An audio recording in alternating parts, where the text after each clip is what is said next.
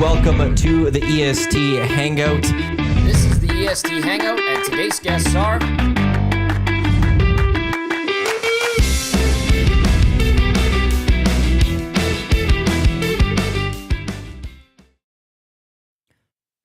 A good Monday morning to you. Welcome to the EST Hangout presented by Sentinel Storage, live right here on your clear choice for Edmonton sports. Edmonton Sports Talk. Matt Iwanyk. Lieutenant Eric in here with that. There it is. Finish long drink. He's going to be in for the first hour. Brendan the Intern is going to come in for the second hour. Was supposed to be Jasmine today, but she's under the weather. So hopefully we'll see her later this week. I don't even know why I'm here. I mean, this is... And then we got Murray McCourt. Well, we're here just to provide an audience for other guests. Murray McCourt, he's here most Mondays, pretty much every Monday. And he's gracious enough to find the time to come on this Monday as well, following the Masters. And his trip to Augusta. We will talk Rory. We'll talk about the Masters. We'll talk some Edmonton Oilers as we go on with this show, but we're going to get right away into your experience of being at Augusta, because I think that's what everyone wants to hear about. The EST Hangout presented by Sentinel Storage, Canada Storage experts, more than 2 decades helping Canadians through life's transitions. Canadian storage provider by Canadian right now until tomorrow. It's pick your deal, limited units. 50% off 12 weeks, 75% off 8 for 4 weeks are 100% off on selected units. You got the pom-pom for a specific reason? William Huff. Playoff package, and look at the nice little... I see a little EST. Oh, that's a nice touch, eh? Cool. Really from Bruce and the gang. So, yeah, go get it today. You got the what's that code word, Dusty? EST Huff. You get 10% off with the code word. Their playoff package, the banner, the stickers, the decals, the pom-poms, and what have you.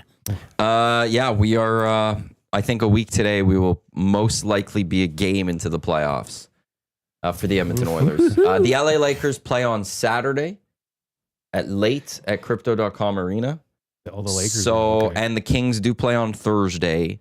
So if the Oilers have to go to LA, tonight's going to be a big determining factor of whether that's still a race or not. If they do have to go to LA, it most likely won't be Saturday. I would envision then maybe Sunday for that first game. So we'll keep it locked to that. Actually, that is super cool. Oh, a very nice little... It's a nice touch. That's just like a quality sticker too. Yeah. Oh, no, spare no expense. Is that actually a sticker? That's a sticker. It's done really well. Yeah. Super. That's awesome. This is what you expect. I don't know when you're how with long William these Huff. are going to get waived for this year when half the team's hurt, and who knows how many will be coming back. Ooh. Just laying it down. I know. I don't know. It's hard to be very confident. They're playing right possum. now. They're playing possum. They that just what it beat the is? Winnipeg Jets yesterday. Yeah, okay. Who played in Chicago the night before, a long flight, and then they arrested half their players too. Long fight from Chicago. Wow. How long is that to Winnipeg? That can't be that long. Well, 2.5, 3, I guess. You're here doing the hangout after Augusta too. Like you got. Well, I came there's home on no Saturday excuses. though. Oh, is that what it was? I'm still not caught up on sleep though. I'd love to hear and we're gonna, as Matty said, but the whole 2.5 schedule of hours. events for you. I'd like to. Yeah. Did you stay on the course? Because you went with a specific type of. You didn't just go on your own like any civilian would, but Right. Yeah. We had an Airbnb that we stayed in that was about 4 miles from the course. But yeah, the Easy Go was a company that invited me to go, and they had a hosting house, and they had cocktail parties with food and booze every day at 4:00. But this hosting, I mean, it's like a palace of a old. You were taken care of. Southern, Yeah. Southern authentic house that you would see, right? And it was just a massive house that you could hang out in the house. You could hang out in the backyard where they had a tent, and TVs were everywhere with the tournament on, and just get taken care of by them in that way. So yeah, that was a bottomless awesome pimento cheese. Like you put it on everything. I know. At the end of the night, you're just drinking sitting it, there eating laying down the cheese, just everywhere. rolling all over you. Just crushing as many pimento cheeses as you can. Too much pimento. I didn't do any of the pimento cheese, but I saw lots of tweets and stuff from people about like with EST on what would you eat if you had the menu, and so I had the barbecued pork sandwich, which I mean, pulled pork is pulled pork, and it was pulled pork, and it was a pulled pork sandwich. It was very good. Yeah, but I mean, it's not like gourmet, but it was a really good pork sandwich. Derek had the egg salad, and I said, "Well, how was that?" And he said, "An egg salad sandwich." But it's a they're buck cheap. 50. Yeah, it's cheap. It's a buck 50 XL sandwich. branding. I did have a lemonade, which normally I don't drink something like that ever, but it just, he was raving about the iced tea. So this is the best iced tea that I've ever drank. And so the lemonade, it was kind of a little warm when we were there. So I'm like, you know what? I'm going to try this refreshing lemonade. And yeah, it was pretty Hit good. the spot? Yeah, Yeah. hit the spot. And then the other thing that I didn't have one, Derek had one, but everyone was raving about them, is like a peach ice cream sandwich. I've heard about the ice cream yeah. sandwich Yeah. there. Yeah, and so everyone was. Yeah, I asked him how much of a peach flavor it has. He said he actually said, "Oh, is it peach?" Okay, it was just a hint of it, but everyone was just raving about it. He saw, everyone had them in their hand, and he's like, we got to go back there and try one. So he got one of those, and I got a lemonade, and it was all good. But yeah, that pulled pork sandwich, it was a right choice for me. Yeah, on egg salad. Was it the sauce? Was it saucy? Like, did that? What stood out? Was it Little like saucy, little saucy, but tender. The meat was tender. It was a decent, solid pulled pork sandwich for sure. This is Hangout Headlines, brought to you by the Ranch Golf and Country Club. From premier golf facilities to the corporate branded products, the Ranch, all-in-one tournament host, proud home to over 180 tournaments each year, including the EST Golf Classic. Here to help you execute all your tournament ideas. Book your tournament today. Visit theranchgolf.com. You can also visit theranchgolf.com to book your tee time, as tomorrow it is Dusty's open in day. tomorrow? Yeah. Dusty's in on the course tomorrow. We'll get the full review from him. You've already said it's looking... You're happy with where it's looking, but people can go golf the ranch tomorrow, which is absolutely just wonderful. Now, I haven't seen it myself yet. This In a is few just days? You're trusting the team. I'm hearing that it's really good. So I'll see later today. I think with your my team own eyes. has a pretty good idea of what they're looking for. Absolutely. And like my superintendent, we got back Saturday. He basically said to me, "I'm going to go do a quick tour of the course, and then I'm going to bed." Because we need. I'm still not caught up in sleep. It was. Well, you're probably You got buzzing. the The wonderful adrenaline. jacket on. The Masters pullover, which Yeah. you can only get at Augusta. You Yeah. can't buy these things anywhere else. $90 million a week in the week they sell of. I thought what that's it what is? this cost. Well, I wouldn't be close, surprised. close, Yeah, like it can't be cheap out there, eh? No, it's not cheap. And then US dollars. But Yeah. like we were very fortunate in the Berkman's Place where we got to. There's a private little shop in there, which way smaller, but didn't have to wait. And we were just walking by a merch building, and like we walked by it earlier, and it was like massive line. They have people with signs holding up the signs saying how long the wait is from this point to get in. And we're like, oh man, this is crazy. And then we were walking by, it's like, whoa, there's no line. In we went, and it's. And I don't mean to factory in say there. this in a bad light or disparage your character, but sometimes you go to these things too, and for me, shopping on a discount, you take a roll of Masters toilet paper or something along those lines. You get like a pencil or something, anything along those lines. Did you grab a souvenir Any sort of of like the course? the 5-finger discount souvenir. Well, no, I didn't do that. No, but like, not from the shop. But like you go, you stay there. There's always like a notepad. Like I know or you said you wanted to grab some grass stationery. or something. Yeah, Like, yeah. Okay. Did you go grab something? Did you find like a little rock? Grab a pebble or I'd something? grab a rock. That'd be yeah, neat. nice little Yeah. pebble to have. I did hear a story. I don't know what was it on TV or was it on social media or something? I read that there was a guy a few years back that took a bunch of grass and went to take it away, and he was seen doing it, and he got arrested and paid a massive fine. You don't want to be caught doing it. No, The and especially for rules- grass. The rules at this place are like no phones allowed on on property is one. No hats on backwards. If your hat's on backwards, you'd put it on forwards, or the guy will come up and turn it around for you. Type of thing. and if you don't, then you're kick you out. 2 strikes. You can't Better yell. see you doing this again. We talked before about like the waste management and how people act like who's there and they yell and stuff like that. If you yell, I mean, you can roar, sure. Somebody makes a putt, or whatever, you can do that. But if you decided you wanted to yell something that wasn't appropriate for the moment, you're out. Now phones. I mean, it's crazy. Sometimes you go to shows and comedy events now, and they'll get you to put them in that zipped up magnetic. Is that the type of thing, or is it just not allowed? And then if you're caught, we just left ours in our car when we went to the Easy Go house, and they shuttled us in from there. In the Easy Go house, they had a thing there. Leave your cell phone and your keys here if you want. They'll be here when you leave. Yeah. If you were silly enough to actually bring your cell phone there, there's security all to go in. They stop you at the line and say, you go over there and they have little lockers where Okay. you go and check your phone into the locker. Yeah. And So you it's- have to yeah. leave it there, and because you are not getting in with a phone. It's not going to happen.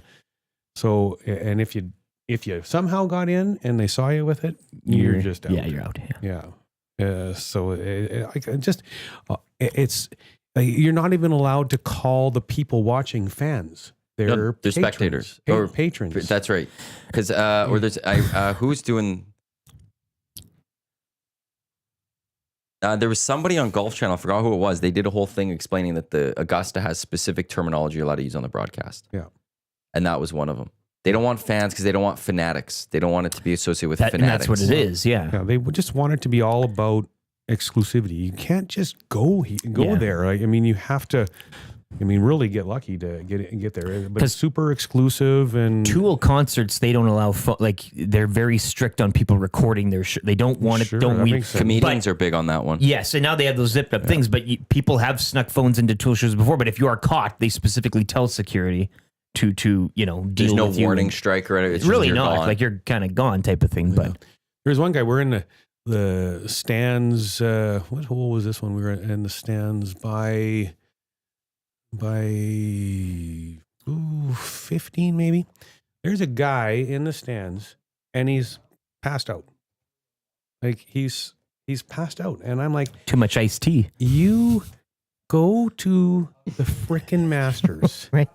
and you get so drunk that you pass out, and you're not gonna like. What are you doing? Yeah, There's a time and a place that people want to do that. They sure, Well, but it's not at the Masters. I'll also say, like, the lineup, like, you did it smart. You saw no line, you went in and bought merch.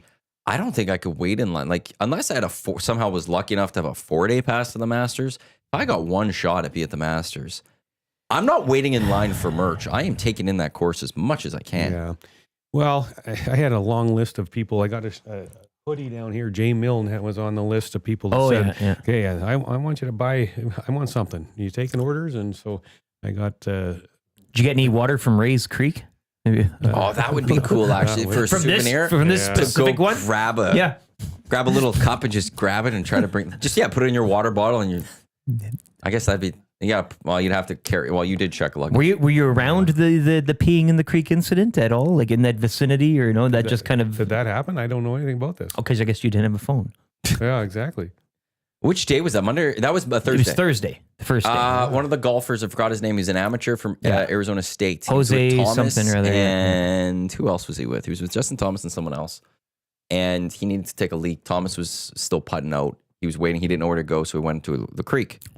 Ray's Creek. And a bunch of people caught him, and then they applauded him off. The when he was done, spectators saw him, and they just applauded him. Oh and so he's known as the guy that pissed into Ray's Creek. So I kind of kicked off the weekend on a... As opposed to, just like waiting for the next porta And there was a potty bathroom in the next hole. And Like he's he just could've- an amateur. Yeah. But he didn't know where, and he just like, he was nervous, but nervous enough that he dropped trow to go into the creek. I think I saw one bathroom on the golf course. I love how you're This is told, like, interesting. the world could literally be ending Augusta, and you're out there you don't know anything. Like you're there. You're locked into that happening, and I like that. Which is great. It is great. It's how because it should you're be. in the moment, and that's why they do it. They want you to be in the moment Exactly. and enjoy where you are Yeah, instead of sitting around like click, This, click, that, and the other, and Well, if you texting watch at people and the stuff. 18 yesterday when Rory wins on the playoff, you look at that crowd, everyone's taking it in. You Whereas don't if see that it is anymore. any other tournament, Yeah. phones are the up, phones are all out, Yeah, and there's yeah. very few people just taking it in. And it's cool that you can take a picture and have it. You can always grab the CBS broadcast and forever have that and grab it. Like, you don't need that. Well, even You kickoff could to Super Bowls nowadays, they used to have that flash. Yeah. Every time they'd kick off, and it would just be flash cameras all around, and now you don't even have that anymore. And Well, so many people don't know that rule either, because like I had The cell phone rule? Yeah, I had so many people say to me, "Well, make sure you take lots of pictures. I want to see lots of pictures of everything that you did." I'm like, I can't. Are they golf fans or? Sure. Oh, okay. see, because I thought you'd be allowed, like if you're walking around prior to rounds getting underway, you're just on the grounds type of thing, and you'd be like, "Here, I'm by the oak The only tree," or people that would be something. allowed then are like players, caddies, and media. So, like, really, and we talk about it, I've left with my memories. Yeah, I don't have. I'm sure I got a shirt and a couple. I have my badge, which I have my badge with Berkman's Place on it and everything like that, and it's hanging. I have a you guys know about my autographed sports paraphernalia collection. One I have is one of the years that Tiger won. I have in a frame an autographed flag from Tiger in that Masters with a picture of him with his reaction after a putt. And so I've hung my badge on top of that picture. So it's hanging from that picture of here's Tiger, my favorite golfer ever, doing his thing. And there's I'm gonna cry. my badge that, like once in a lifetime. I mean, who knows if you said prior to the show, you don't need to die anymore because you've been to heaven. You've seen I know. it all. That's what I said. I said, and I know what heaven looks like. And into your memories, like you're watching yesterday and you're pointing out, hey, I was right there and I was there. And right, for sure. And like, so it was really surreal watching it. And like I was saying earlier to Matt, like when it actually ended and Rory won, like it was actually kind of emotional. I shed a tear or two. Absolutely. Because, it's kind of was the ending of my experience of a lifetime, getting to be there and the 2025 Masters is one you'll never forget in for many ways. Yeah. You could have went to a Masters. It could have been, Spieth winning by 5, like one of those, whatever year. But the way it happened this year, with all the drama leading up to it in the story, you were at the Rory. You were at the Masters, and me and Derek were both sad that we were really hoping that Rory pulled it through, because now there was 100 TSN turning points in that tournament yesterday, but we thought that he had this lead and he was going to pull it off, that the TSN turning point was going to be his eagle on Friday on 13. And we were there, right? We were right there when he made that eagle on 13 and part of the roar where it happened. And like for him to have won that and been there, and that was a huge moment in the tournament for sure. But now yesterday there was many more huge moments than that. But to be right there in that moment when that happened was like just incredible to be there. You can't plan for that. No, because you see the scoreboards too, and you hear roars everywhere, but you don't really know what's going on outside of where you are. And then the scoreboards change, and you see them. They were doing it on the broadcast yesterday. Yeah, when they change and they pull it down and they pull up, and then wow. Yeah. But how that happened, and like Rory when he double bogeyed 13 yesterday, and you saw that people saw it go up. I mean, they would have no idea. We did on TV. So in a way, you know more about what's going on when you watch it on TV, but to actually be there and live in it is even if you drop one straight in the cup like Patrick Reed, or the lack of. That was so funny. I saw somebody tweeted the only reason that Patrick Reed didn't know that went in the hole is because Patrick Reed hit the shot and nobody would cheer for him. That's so funny. He always shows up at Augusta though. I'll give that to Patrick Reed. He always says some rounds. He was nibbling around late on. He always is. There's guys that courses set up well for, and that course obviously sets up well for him. Like it does Corey Connors is always in the conversation. I wanted to take Patrick Reed on bets that Jay Reed and I can't bet on Patrick Reed, but I wanted to take him in like a top 5, a top 10 thing, and it's like I'm now disappointed I didn't fully. How beautiful is Augusta National? Oh, it's beyond words. Like you asked me, the first thing you asked me is, what was your favorite moment? Yep. And man, how do you pick one? But the answer to that question is Derek, our superintendent, and myself, we were both on the same page, which was awesome. We wanted to do the exact same thing. That we wanted to walk 1 through 18 as the course goes hole by hole, and just kind of obviously not playing it, but just experience that and see the flow of the course live. And so we got there super, super early because we knew what we wanted to do. And the fourth group of the day was just teeing off when we got to the first hole. And then we got ahead of them after not too far, but it was kind of cool because there wasn't a lot of people there. And like, it was literally like 5 feet away from the green when people were putting and standing right beside the tee box, like literally from here to the camera away from guys hitting drives and stuff, which was super cool to be that close in that moment. But then we got ahead of them, and there was nobody to watch. Yeah. So there was not very many people around, and we just walked 1 through 18. And then, I mean, just so incredible to do that. But we get to number 11, and it's 505-yard downhill, par 5, a dogleg, or par 4, dogleg to the right. And I said to Derek, this is the narrowest hole in the course so far. This is impressive. But then you walk down the hill, you bend the corner, and you start to see the pond that's beside the green. and we just walked a little bit more, and then we were at Amen Corner. And we both just stood there almost like in silence for minutes, like probably 5 minutes, and just soaked it in. Just, I can't believe I'm standing at Amen freaking Corner right now. And just, like, it's the most iconic part of any golf course in the world. I mean, there's nothing more special than Amen Corner at the Masters. And there we were standing there, and it's like, so that was my favorite moment, because just so surreal to be standing there and crazy. So later we went back to and sat in the bleachers there at Amen Corner. It was really cool. A couple cool things happened while we were there. Corey Connors birdied number 11, which we stayed there for about 6 groups. So 18 guys came through on the Friday. 3 of the 18 guys hit the green in regulation. That's how hard that hole is. More hit in the water than hit the green. And Corey hit it to 5 feet, made the putt. And so that was really, really cool. And another thing, we saw him walk up onto 12 and then later on to 16.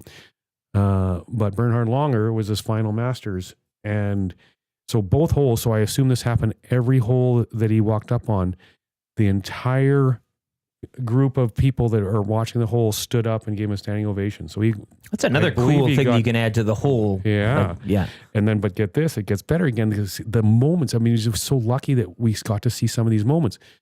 So he gets up on number 12, the par 3, hits it. He's right at the stick and like, oh my God, this is so good. And it ends up 10 or 15 feet past the hole. He makes the putt. So Bernhard Longer makes this putt at Amen Corner and his final Masters, and like, so then it just blew. I don't know how this could have gotten any and great conditions. I mean, you like to walk. I mean, the weather was fantastic. Yeah, it was great. Like everybody, when we all have experiences, we great experiences, whatever. When it's over, you always maybe ask yourself, well, if I could do this over again, what would I do different? And Derek and I had that conversation on the plane ride home. We're like, how do you? But there is absolutely nothing from our time in Augusta that we would change. And it started like we were there for a couple of days before we were actually at the tournament, and everything that we did leading up to it, and some of the experiences we got. Well, even you getting the call, you were telling me about that. Yeah, well, the call in the that first alone place, was the best feeling. Yeah, for sure. And like Derek texted me after, and he, after we were home and apart, and he just texted me and he just said, I want to thank you again for giving me this experience of a lifetime, and it was so great to be able to do with you. And I mean, I just sat back. I mean, I too. I mean, I am just grateful that I was able to bring you and experience it together with you, because the entire thing was well, and you said you guys are on the same page, and that's always nice too when you're traveling with somebody that does what you like. And like, I know, I just wanted to sit all day and sit at this one spot. Oh yeah, you just go off, go do your thing. You're like breaking, like doing it together, and let's go do this. If you wanted to, he said, well, geez, I really want to follow this guy around the course. Well, I wouldn't have wanted to do that because it's hard to really see anything. Yeah, because you keep going from here to here. Oh, that's another thing you can't do. You can't run. So on the property. So if you're you're at the tee and a guy hits a shot and you want to get up to where you can't run. Lots of fast walkers. Yeah, exactly. But I just had a thought that when you what was the last thing? Well, travel with the guy. And you're like, if somebody wanted to walk, we follow somebody you can't see. That's what I was going to say, because you don't. If you did separate from who you were with.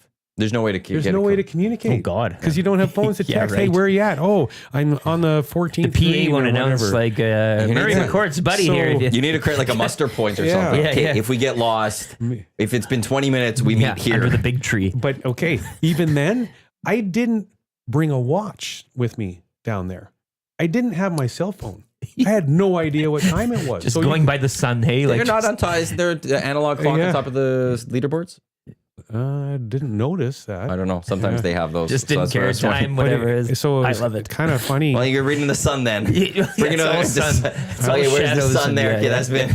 After a certain point, we decided, hey, let's finish our day hanging out in Berkman's place for a while and enjoying some food and drinks there. And and watching it on the TVs. But when we got back up there, he didn't have a watch either. So he asked the security guard, "Hey, would you mind telling me what time it is?" And the guy said it's 5:20.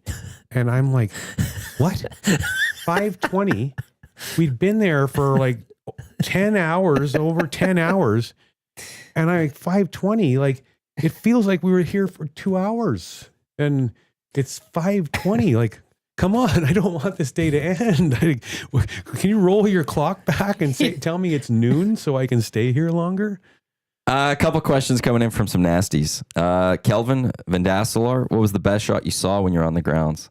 Was there one shot that you looked at and you're like, "Whoa, that's beautiful"? Rory's eagle because on 13 he hit it to the right off the tree in the straw. Mm-hmm. Hit an incredible shot in and made the putt. I mean, so that was crazy. We saw some not so good shots. Number 16, I was standing just to the right of the green, and the pin was kind of front right. I was literally 10, 15 feet away from the pin.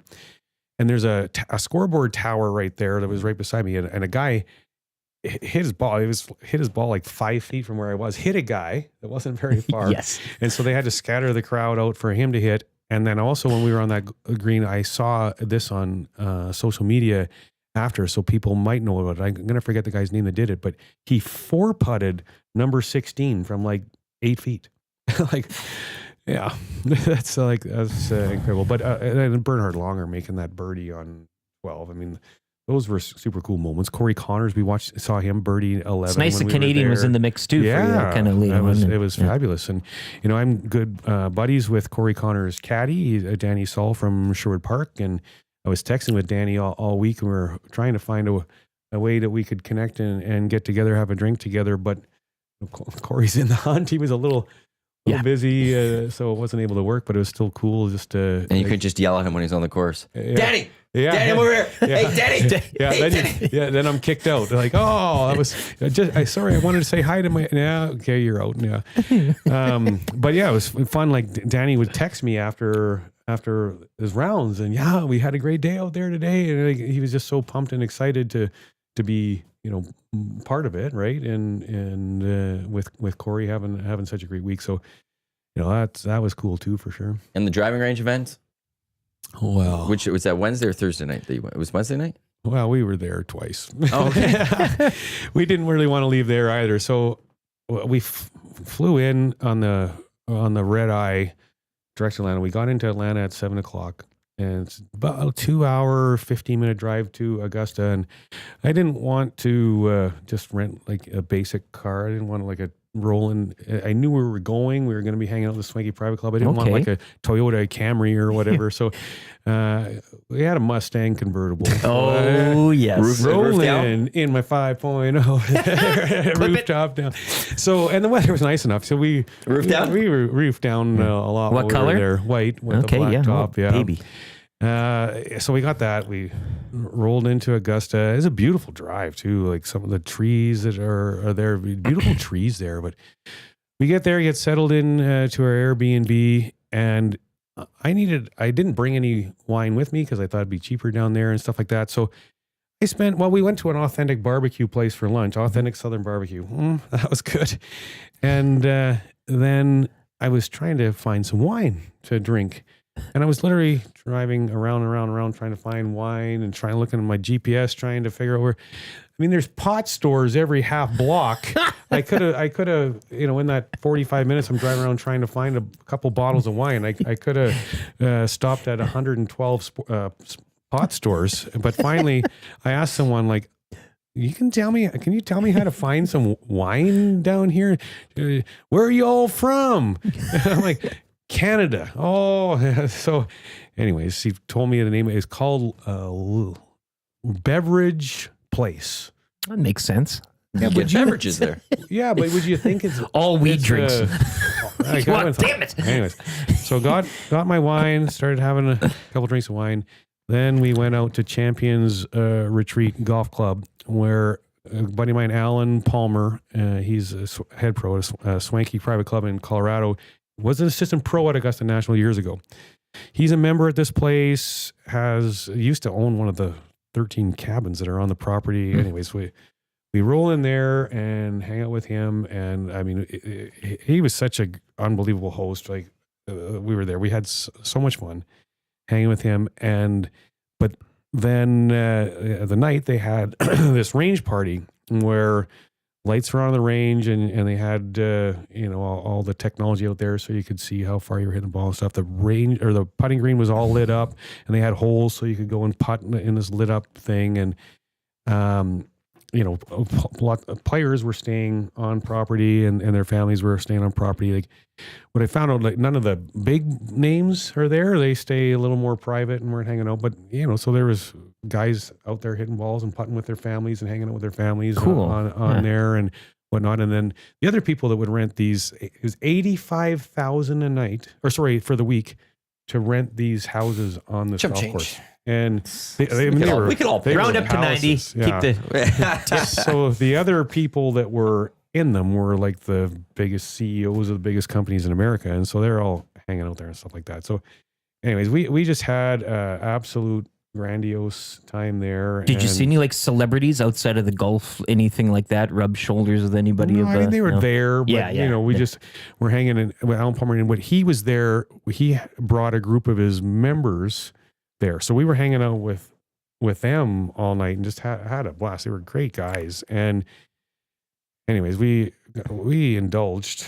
We had a few cocktails and it was good. And we hit some balls on the range. And we were hitting the putts and hanging out there. And we left. There was 2 opportunities we thought we were going to be able to get tickets to get on the grounds on Friday. One was through Alan Palmer, because he's buddies with lots of players on tour and stuff. And so he was trying to see if any of them had some extras that he could get for us. And then Easy Go was trying to get us some extras to get on Thursday and didn't work out, which ended up being fine. Yeah.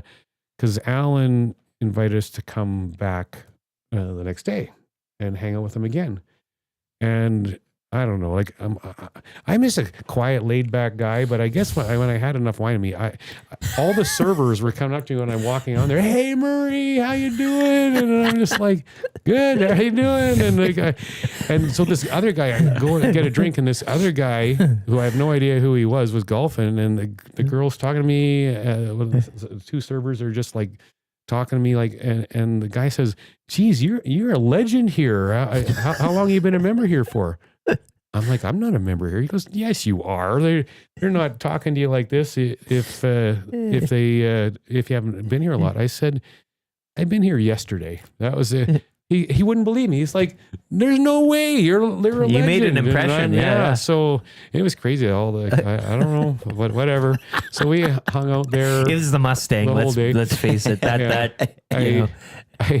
I wanted cool. And like some of the wives of the players are pretty darn attractive. And so somebody at work texted me a picture of him, of the golf course. We was watching it in our pro shop. And he said, I wonder if my view is better than yours. So I'm at a table right in front of a great big, huge, big screen TV with this 27-hole incredible private golf course right behind it. But sitting in front of us around a little fire pit was 2 incredibly attractive wives of players. So I took the picture and have them in the picture and text it to him. He goes, yeah, your view's better. Probably, yeah. Now, whether it was the golf course, the big screen of the Masters, or the girls, it was all better. Generally better, yeah. So anyways, we hung out there again, like literally all day. Then the night time they had the range lit up and a range party, and the guy that was setting up, we were putting on the putting green when the guy setting it up, and Alan introduced me to him, and he said, well, tell me about your club back in Canada. And I said, oh, Ranch Golf and Country Club. He said, oh, you have lots of members? No, we're the busiest tournament golf course in our province. I said, we do about 180 tournaments a year. He's like, pardon? So he gave me his business card, and he's like, I'll fly up. I'll tell you what we can do at your club. Yes. And you can upsell it to all your 180 tournaments to have me do this, that, and the other thing there. So anyways, so 2 days at this club. It's an incredible club. It's 27 holes. 9 holes designed by Palmer, 9 holes by Player, 9 holes by Nicholas. And so we got a tour of the entire golf course, and like you could just see the distinct 3 9s from the different designs and the different bunkering that they would do and stuff. So that was a super cool experience. And they say at this golf course, 65% of their rounds that get played in the entire year get played this week, because all these rich guys are bringing people in and they're playing at the golf course and whatnot. And Alan was saying to me, he would go, and these big, huge houses that are on properties, 85,000 for the weekend Masters, they rent them for $225 a room the rest of the year. So you could bring a group of buddies or members, which is what he does, and they rent one house, 200. You can, if you and your wife are there, it's $225 a night. If it's just a bunch of single guys or whatever, you each get your own room with your own ensuite, $225 a night a guy, and then you go play in the golf course. And Alan was saying, like, I'll be here and bring a group of 12 guys, and we'll get 2 houses, and that's good. And there'll be another group of people in from Chicago, 12 guys, and we'll be the only 24 people on the golf course for the day. Play 54 holes if you want, play 27 holes, whatever you want to do. And then the food service and whatnot, they just fawn over you because you're the only people there and whatnot. So, I mean, that was crazy. And then, of course, German day. So we get up so bright and early. We didn't drink quite as much that day because I didn't want to be... You want to be fresh. I wanted to be ready to go. Sleep right in behind Berkman's place. Get into Berkman's place. So Berkman's place is a 90,000 square foot house that gets used 1 week a year. That's it. It's closed the rest of the year. Has like 5 or 6 incredible restaurants in there. The 3 replica putting greens in behind that we'll get to in a little bit. But so we get in there. We were hungry. Eric got a coffee. Said it was the best coffee he ever had in my life. And we both got these 2 big, huge honking donuts. And it wasn't Tim Hortons, I can tell you that.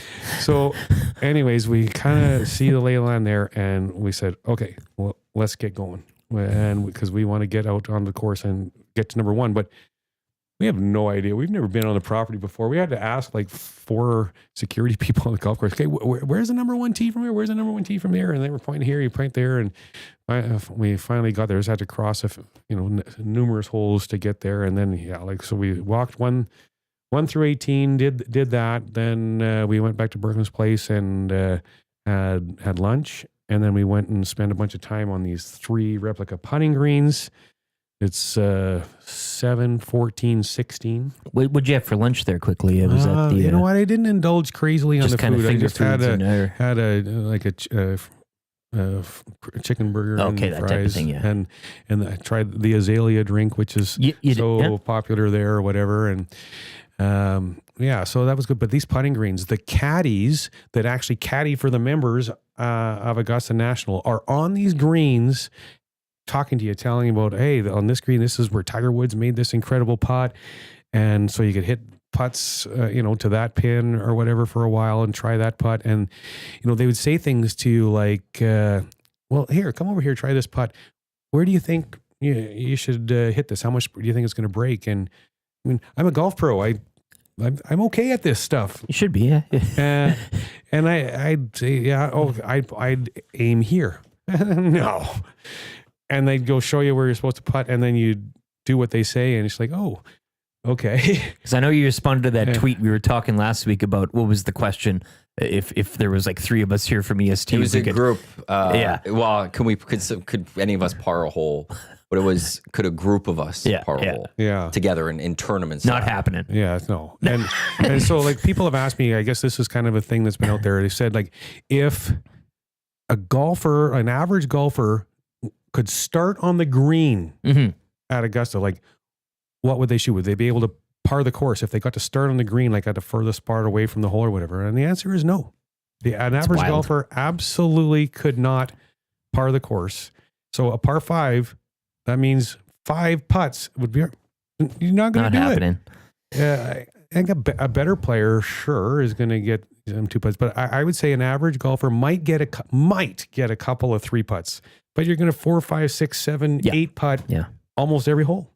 that's how crazy these greens are. And to be able to putt on those greens, and they weren't necessarily as fast as I thought they would be, but I mean, they're quick, don't get me wrong, but they're just so slopey that man, it's brutal. And if you're on the wrong side of the hole, you're done. So anyways, we did that for quite some time, and that was awesome. They had basically whatever choice of high-end putter you want, Scotty Cameron, TaylorMade, being the best putters there, give you Pro V1 balls with the Augusta logo on it, and you go. So we did that for quite some time, and then we went back. We stood on the grandstand beside 15 for a while, and that's where Rory made the eagle when we were there. Then after we were there for a while, we went over Amen Corner, stood in the bleachers there for a while, and that's when Corey made that birdie and that whole Bernard Longer getting the birdie on 12 and all that. So we were there for a while. Then we went over to 16. The par 3 there with the wild slopey green. And I was literally like I said, from here to that TV, away from where the pin was. And it's just so cool being that close to it and seeing guys, putting sideways and a bend so much. Well, seeing them do it as opposed to you doing it must have been quite a trip too, to see how they read it and all that. Yeah. So that was super cool. And I mean, then, we went back to Berkman's place and indulged in some food and wine, and, it was just sad that it was over. Then we went back to the hosting house of Easy Go and indulged in some more food and wine there, and then home and packed. We had to leave. I set my alarm for 3 a.m. To get up and get ready to jump in the Corvette or the Mustang to zip down, to roll back down to the airport, and we landed back in Edmonton at noon on Saturday. So that's good. Then you get to caught up with everything else.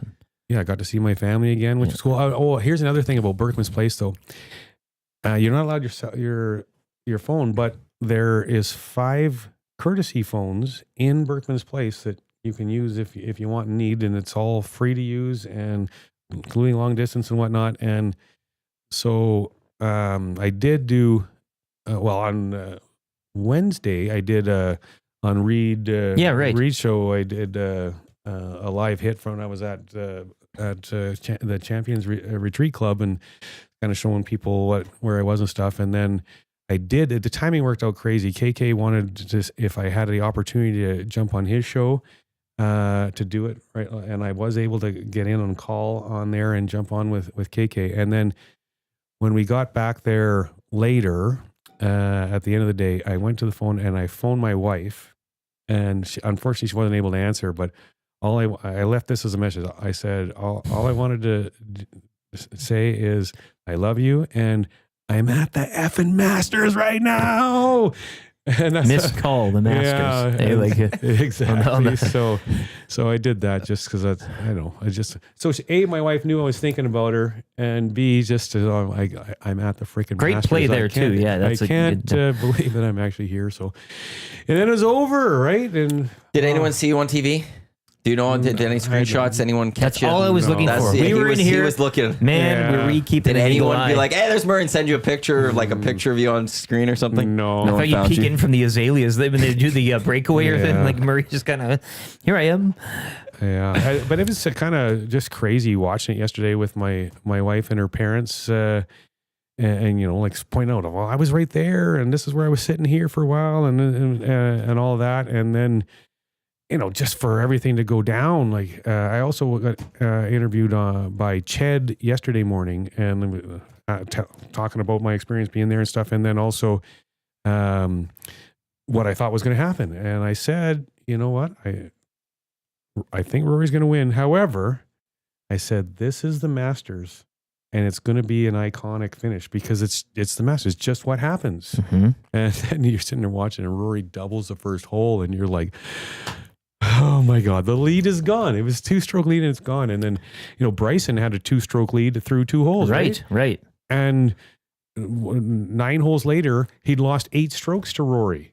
He hit the patch hard there. He was kind of. There's a little beef going on yesterday with them a little bit. Well, yeah. Well, because Bryson beat Rory at the U.S. Open last year.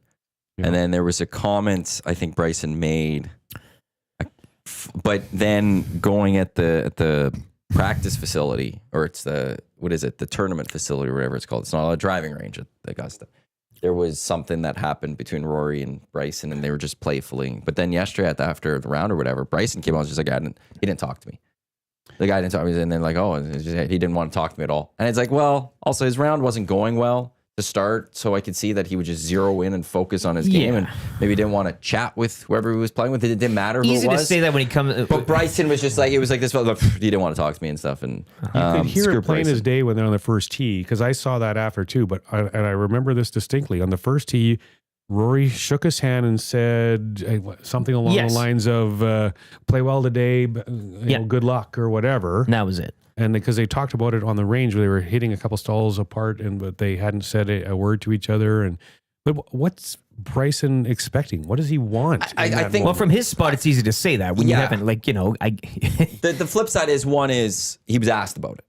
They were like, "Hey, did you talk to Rory today?" And like, well, no, I didn't. Like, and then he's just to kind of answer his questions, but then he also like made it like clear, like he didn't want to talk to me. But then we fill in the blanks. And absolutely, but it's like also like, well, what do you like? I think it rolls reverse. If you were looking for your 11th attempt at doing the career Grand Slam, blowing up, and then also on the first hole, like maybe if Rory goes and birdies the first hole and he's got a bigger lead, wouldn't happen. But maybe there's a little bit more of a Rory would, because I on Saturday they asked about their Saturday night plans, and that Rory's like, I'm not going on my phone. I'm going to just take, and Bryson's like, oh, I'll be all over my phone, I'll be in. So like that's the difference between a guy looking for his first and completing the Grand Slam to a guy. Because I saw Rory and Corey after their first hole, they teed off on one, and as they were walking, I know Corey and Rory were talking. I saw them going and talking. Maybe Rory would have been a little bit more if he had but he obviously double bogeys that first hole. Yeah. He's definitely then going to fully zero in on his game, and he doesn't care about anything. No. It's like, even that just on top of it. Of course he's not going to talk to you, Bryson. It could be Tiger. It could be Shane Lowry with him. It didn't Justin matter Rose, who would be with him. him. Yeah. He wasn't going to talk at that point because he was focused on getting that green jacket. So to me, it wouldn't have mattered who he was with. Yeah. He was going to zero in. He was there to do one thing and one thing only. And but this might have been his last chance to a degree. It may be in his mind, in his mind potentially, like, I'm right there. I'm there again. Yes. Like if he blew it yesterday, if he ultimately loses.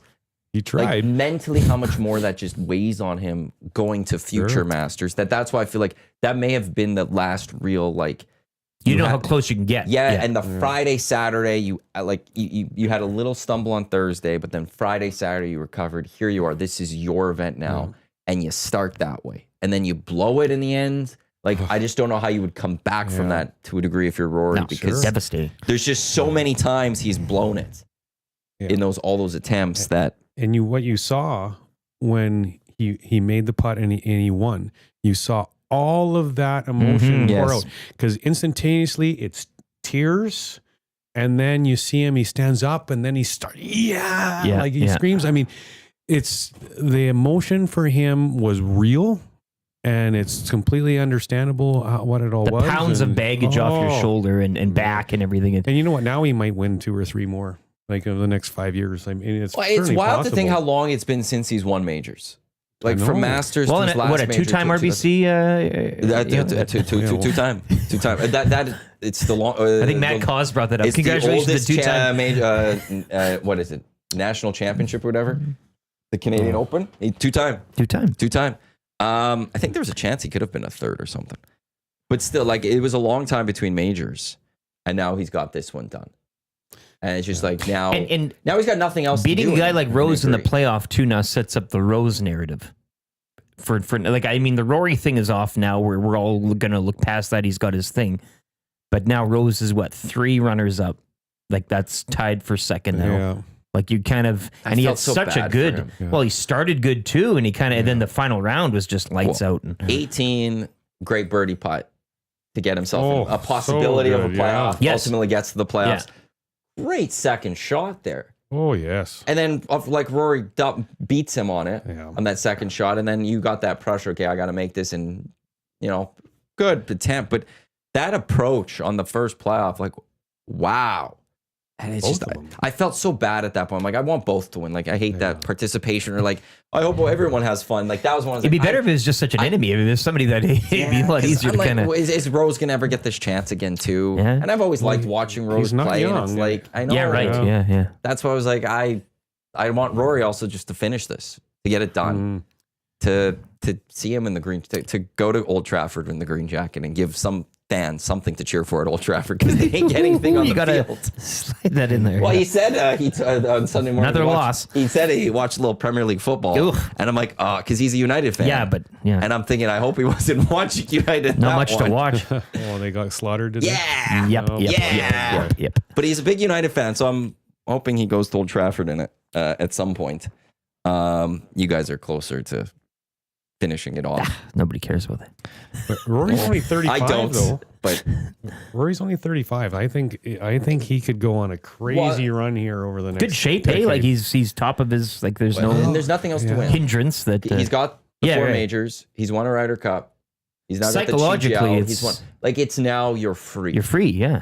There's nothing you haven't. Yeah. He's won the players, the playoffs before the FedEx Championship. Two-time RBC. Two-time RBC. Has he ever won the players? I don't That know. would be the only thing, and I think he has won the players. But so now you're at a point where it's A free McIlroy could be the most dangerous Mac. there's like, nothing left for you to prove. There's Yeah. nothing left for you to do. Yeah. Now you're just playing for the sake of legacy, in a sense, that like maybe the greatest European golfer ever. I think he may have confirmed Sure, that. absolutely. He is one of the greatest golfers ever now. Like I said, I don't think there's anything left. I'll have to see. 44 professional wins. Yeah, that's crazy. Well, you're looking that up. I just talk about Rory and how good a shape he is. I assumed that Rory was a tank, like a big strapping man, because he hits the ball so far. I'm 20 feet away from him, and I'm like, he's just a little shit. Slight, yeah. Yeah, like he's 5'9", 160. I looked it up after because I'm like, But a rock, though, eh? he's very strong and for sure. But man, and so many other guys too were very slight, like guys, and I'm like, how do these guys hit the ball so far when they're so small? Like I was expecting.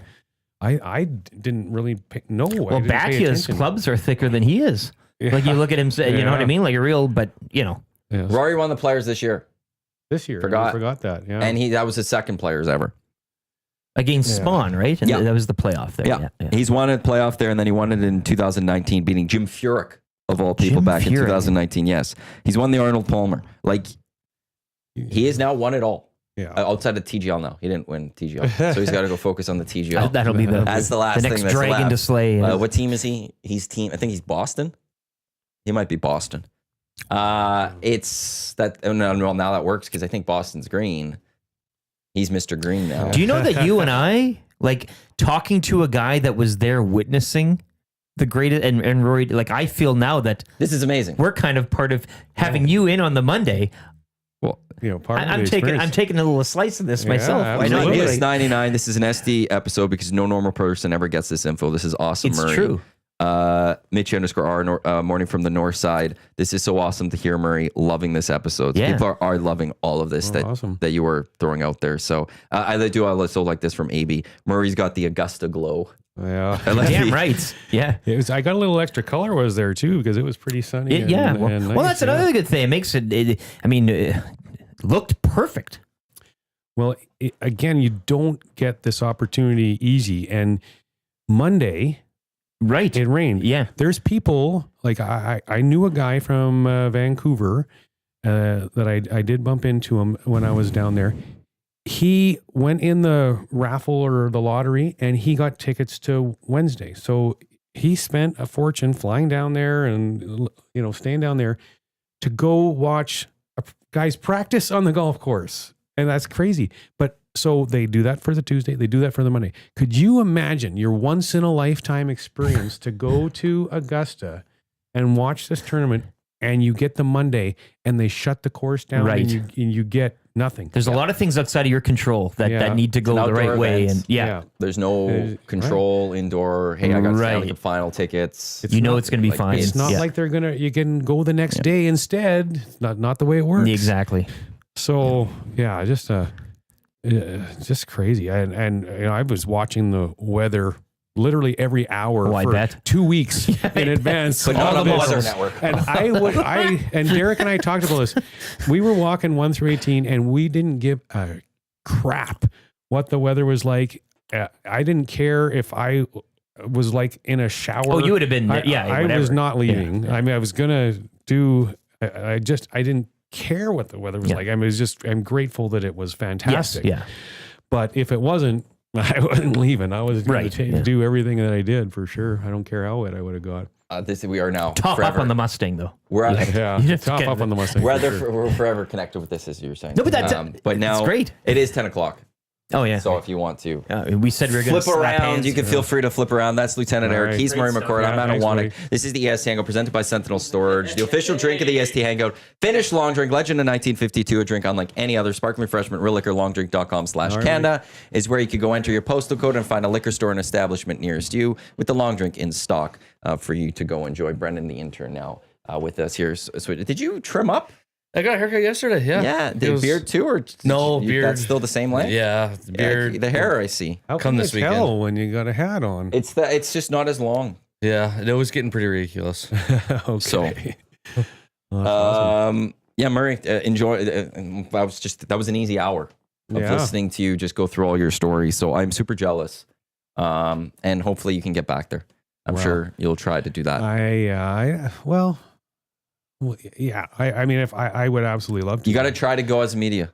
Well, So you can play for it. sure. But the other piece of that too, this whole Berkman's experience, like, man, like it's such a incredible thing to do. Like if I just went as a normal patron, You're like, too. I know it's. You've got champagne life now within Masters. know. You can't do the beer budget one. Don't get me wrong. If I that's get why the I need opportunity, media. I'm gone for sure. Because as media, you can enter in the draw and you might be able to play it on the Monday. Fair. That's the reason for the That's media. the reason for the media. You You're right. gotta go as media to try, and I gotta figure out a way to start doing that and just going in. Are you aware of this? No, I didn't know about any of that. The media that goes, I talked about this a little bit on EST Afternoons on Friday too. The media that go and cover it, there's a draw of all the media that are accredited there. And on Sunday, the results of the 40 names would ever pop up. And if you're on it on the Monday, you get to go golf it where the pin placement is from yesterday. No some kidding. championship Sunday. Ah, That's where you get to go golf it. And if you win and you're a regular member who covers it, you can't win it for 7 years, I think it is, or something like that. So no kidding. it's one of those, it's a perk of being a member of the media. Mm. Like most people in this world, they would love to go golf Augusta. They can't. Yeah. You're not going to. No. But if you're a member of the media, there's actually a chance. That's pretty cool. That's Do you know how the many wild thing. media members go down to cover it every year? There's quite a few. There used to be a lot more. There used to be a house that the Canadian writers would all just stay at, and they'd rent it every year. Cam Cole, Steve Simmons, there was a few others. They would just go stay there every year, get a barbecue, and they would be there all week. And every year they just rent the same house and go back, and because they covered it. I don't know how many it is nowadays. It's a lot. Yeah. It's like if you're a who's who of golf media, you're not going to miss out on the Masters, I don't think. No, why would you? Exactly.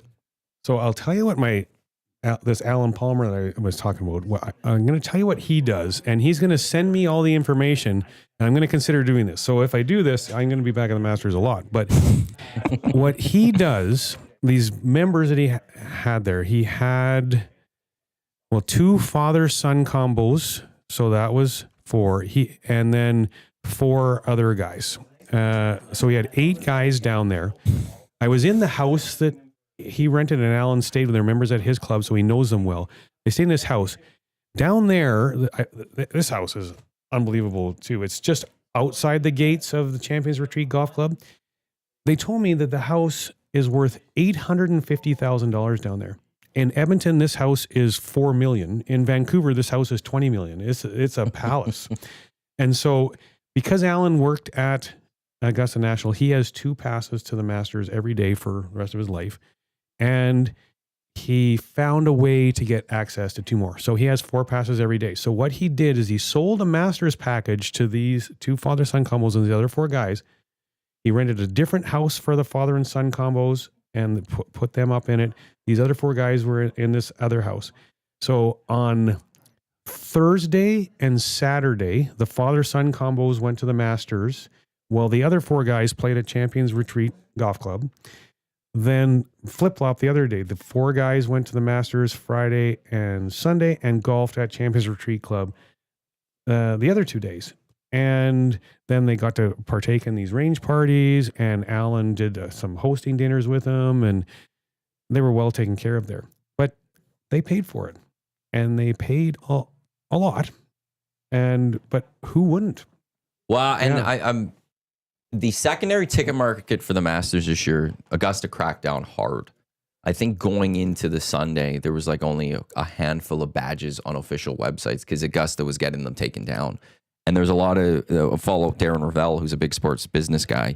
He said Augusta's soon going to launch its own partner with someone, and there will be a secondary market to Augusta passes. So they're getting into that business too themselves. Yeah. So, but it's going to be pricey. So Alan introduced me to a guy down there that can get you passes to Augusta. And so like Alan's going to lay it all out for me and basically say, this is what I'm doing. And give me the connections and say, so this is what it looks like. This is how much it costs me. This is how much I charge. So, and he makes a lot of money doing this, but people would pay to get that experience, to go to the Masters twice, play Champions Retreat Club twice, and get all this hosting and one of those I wouldn't play twice. Days. What's that? To a degree. Maybe I would, but if I got the Thursday, Saturday, I don't know if I'd play it on the Sunday. I'd want to watch the Master final, depending on the day. Like I wouldn't want to have been playing while Rory was going and winning. Play early. That's a good point. Yeah, and then I guess get that early tee time. Watch the. See, this is why he knows. Then when you play, plus you watch it on your phone while you're out there. The early guys. Then you get in. Once you pay the green, all their food and beverages are all covered because they play golf there.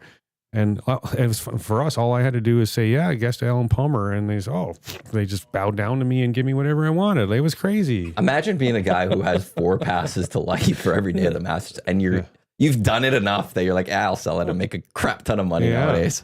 So I would, or just got to get it working. I can't even fathom what some people would pay for that. I mean, if someone was, had pretty good healthy bank account, they'd pay a lot of money for that. Oh yeah. Oh, well, it's just the $85,000 a week for those people pay them, right? Exactly. Because it's just to be there and be $85,000 a week for those lodges. On the property at the Champions Retreat, there's 13 cabins, and they rent for $85,000 for the week for the Masters week.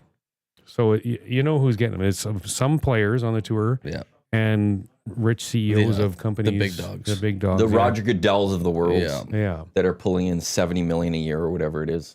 Yeah. Well, the other thing with Berkman's Place, when we were walking in, Peyton Manning was greeting everybody and shaking their hand, so everyone could have a couple. Did you shake his hand? Oh yeah, I had a couple-minute conversation. Nice. Yeah. Did you yell Omaha? No. He's not a very attractive. Yeah, he's not a very attractive man though. I'm like, holy. But anyways, Murray throwing some shade at Peyton Manning. I was going to ask him what his forehead is. He wasn't in real life as it is on TV. Yeah, it never stops. Nice. Yeah, very shiny. He wasn't a Dallas Cowboy player, so that means I'm not a big fan. But he was good, obviously. Did you watch yesterday? Yes and no. Yeah, off and on. I had to get my hair cut. I was suit shopping, and there was things to do. But suit shopping. Yeah, weddings. Oh, yours? No. Okay. Couple buddies this summer getting married, and I'm in their parties. Yeah, so you're at that age where it starts. There's going to be lots over the next few years, I'm sure. Oh yeah, it's already getting kind of crazy, and to look ahead at the list that could be. Yeah, it's a lot bigger than the ones that have. Rory wins, gets the green jacket. What's the next big story around Augusta? What's the story of 26? That's a big one as we were coming in the last few weeks. Could he get it? Is that the story? If Tiger plays, that's the story. But like, when it comes to winning, like Tiger's always going to be a story, no matter what he's playing in. Like, no one's expecting Tiger to ever go win again, which is how beat up his body is.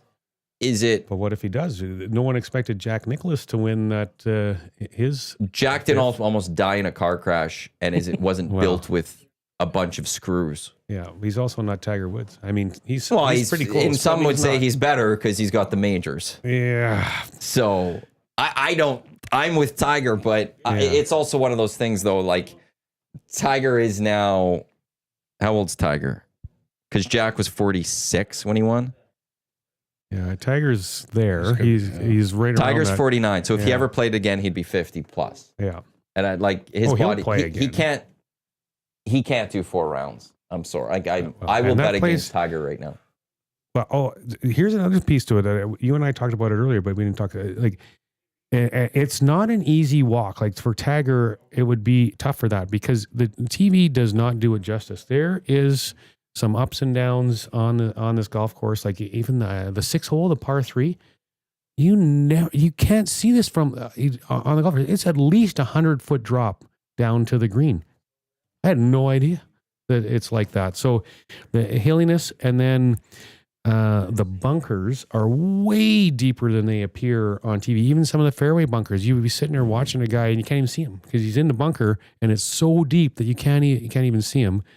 And then, of course, we talked about it a little bit. The greens, like you don't truly get an appreciation for the slope on these greens until you're sitting there staring at them, or be as crazy fortunate as I was to get the experience at Berkman's Place with the 3 replica greens, because they are that crazy. It's, if a golf course around here had greens this crazy, I think people would hate it because they would never make a putt or whatever. But anyways, those are some other kind of cool little tidbits that you don't really appreciate when you're on TV. Yeah, I'm curious of what the big story will be as we go to the next Masters. Like, and Big Uke in the Nasty chat, he says Rose. Rose isn't a big enough popular type name to be the story. I mean, it'd be cool if he won and people would be down with that, but he's not of the same ilk as a Rory, or like. So this might be like, this might be then who grabs the green jacket again type thing. Can Rory repeat? Repeat, sure. Can Scotty get the green jacket back? I like that might almost be the big story around next year, is who's gonna get it again. Just it's the leaderboard. The leaderboard will sort itself out. But it's coming into the, like, on that Monday, Tuesday, Wednesday. What's the story in the last number of years? The number one story, if we're talking about winning, like Tiger would be one of those, but it was Rory. Yeah. Can Rory complete the career Grand Slam? Is this his year? Is this finally his year? And on that Monday, Tuesday, Wednesday next year, what are we discussing about that tournament? Because it's now not Rory in that sense of can he finally do it? He's coming, he's coming back after collapse last year. Like it might be, can Rory versus Scotty, who's getting the green jacket again? If you're talking the Monday, Tuesday, Wednesday, and Tiger's playing, and Tiger has any little lead up into it before where he's shown that his game is at. You are very optimistic of something that's probably never going to happen again. I know.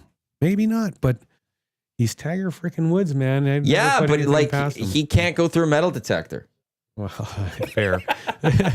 One leg's not as long as the other leg. Yeah. And it's awful. But he, again, another injury. When was the last time he got through a year without injury? Or when was the last time he could watch 4 rounds of golf with Tiger and go, this guy looks pain-free? Yeah, I know. Well, it probably never happened. You're right. It's awful. Like that would, if he made a cut, like if he's playing next year and he gets the cut, that's the story going into the weekend. Sure. That's what everyone's focused on the weekend. Yeah. Because now, then at that point, even if he just gets through the cut, it's could he pull off something incredible on Saturday and Sunday? He's already made the cut. Mm-hmm. He's done it through 36. What's it going to be after 54 and 72 now? And then that blows up. You're right on the fact that if Tiger's there Monday, Tuesday, Wednesday, we're all focused, oh my God, Tiger's back, because it's amazing to see Tiger at the Masters. But realistically, of like who's going to win, I don't know if that would necessarily ever And to think that Tiger could beat Rory or DeChambeau, well, DeChambeau is he's good. I mean, he's still a LIV guy though, so it's like he's the only LIV guy that kind of now competes. 100%. Well, Reed is a but LIV guy. At Augusta, But where's DJ? What happened to Rahm this weekend? Koepka. Cam Smith has been nothing ever since he's gone. I thought Cam Smith was going to be the next great player. And then he goes to LIV, and now he sucks. So, I mean, they don't have to play. They got their money. They have nothing to play for. They don't play very much. So that competitive juices just aren't there. You know, one thing we have to start watching for over the next 2 to 3 years? LIV contracts running up. Yeah. And what do players do? Like a DJ, the Ian Poulters, the Sergio Garcias of the world, okay, whatever. They're on the back end, kind of like. What happens to John Rahm, I think, signed a 5-year deal, so he's got quite a few more. Yeah. But some of those other guys, like when Bryson's contract runs out, he's the one guy that's been very popular. Is he a guy that goes, you want to know something? I became popular through LIV. I got my bag. Yeah. I will do the appeal. What is my suspension? Let me get back on the PGA Tour. And like, because if I'm the PGA Tour with the popularity boom Bryson's had too, I want it back on 100% tour. I want it back on ours. 100%. And if you're the PGA, don't be all stuck up. You need to steal a couple guys back from LIV to be like, these guys are done. We've got this. Especially if a merger doesn't go through. If you can go grab a couple of guys back. Yeah. Boom. Big names like Bryson. I mean, DJ sucks so bad. Like DJ, I saw, my wife was more interested in it than me recently, wanted to look at the top money list or whatever on LIV, and Dustin Johnson was like 30-something place. Like he's not even competitive in LIV. So I don't know.